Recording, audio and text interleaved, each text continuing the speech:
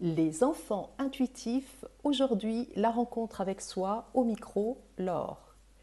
À la naissance, l'enfant arrive avec des connaissances. C'est comme un arbre, il porte plein d'informations sur nos ancêtres et nous-mêmes. Vous vous êtes certainement déjà demandé d'où venaient les capacités intuitives de votre enfant. En fait, l'enfant qui vient au monde sait beaucoup plus sur le monde que nous le pensons. Ça se présente sous la forme de connaissances non verbales et non conscientes. Vous connaissez plus votre enfant au travers des attributs du langage conscient que sous l'aspect de l'ensemble de ses connaissances. Ça, c'est son arbre, dirions-nous. Le langage, quant à lui, est une spécificité humaine qui nous permet de communiquer les uns et les autres et de nous comprendre, de nous faire comprendre. Cette façon de nommer chaque chose est importante pour vivre ensemble, mais cela peut devenir limitant, surtout si on a affaire à un enfant pourvu de grandes capacités intuitives.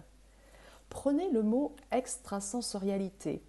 Le vocabulaire qui s'y rattache, c'est la médiumité, la guérison, la clairvoyance, la clairaudience, etc., etc. Le risque, c'est que l'enfant s'attache à ces définitions comme un poteau et que cela l'empêche d'évoluer à son rythme ou inconsciemment se compare à des personnes, des adultes de son environnement. Je pense qu'il est encore jeune pour se forger des modèles. Il existe une autre façon de vivre l'extrasensorialité de façon beaucoup plus heureuse et paisible. Pour cela, je vous invite, vous, parents, à laisser votre enfant ou votre adolescent expérimenter ses capacités sans utiliser tous ces attributs de langage qui peuvent inconsciemment freiner son développement personnel. C'est bien plus grand, en réalité. C'est au-delà. Je vous suggère de parler de capacité intuitive au sens large. Autant éviter aussi qu'il se fasse traiter de perché par ses petits camarades de classe, comme c'est le cas souvent à cet âge-là. Des remarques déplacées peuvent souvent laisser des traces plus tard et surtout peuvent atteindre sa confiance. Laissez donc votre enfant savourer ce qu'il voit, ce qu'il exprime, dans la douceur. Développer ses capacités intuitives, ses sens quand on est un enfant, est un parcours merveilleux. Mais on ne va pas se mentir, cela exige de la patience et beaucoup de douceur avec soi. Ce passage qu'il expérimente aujourd'hui, nous l'avons toutes et tous vécu en tant qu'enfants intuitifs, puis accompagnants. Bien sûr, à des intensités plus ou moins fortes.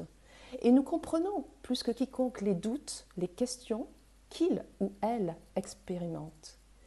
Pour terminer, un mot sur l'état d'être d'un enfant intuitif est important. Il doit apprendre à stabiliser ses émotions pour ne pas être atteint par l'extérieur. Par exemple, lorsqu'il capte l'énergie sur laquelle il s'est branché, il est important qu'il observe si ce qu'il voit ou ressent vient bien de lui, car il existe des liens qu'il ne voit pas, mais qui existent. Soyez donc le plus possible à l'écoute de son état d'être intérieur. Ensemble, parents et accompagnants, nous pourrons l'accompagner dans ce flot d'idées ou de perceptions reçues. En résumé, n'hésitez pas à soutenir votre enfant, à jouer sa propre partition, sa propre couleur. Pas celle du camarade, mais la sienne. Avec vous, nous nous engageons à l'accompagner pour qu'il prenne soin de son arbre et de toutes ses branches. À l'Association des enfants médiums, nous sommes attentives et attentifs à ce que chaque enfant vive sa propre réalité avec sa propre perception. À très bientôt.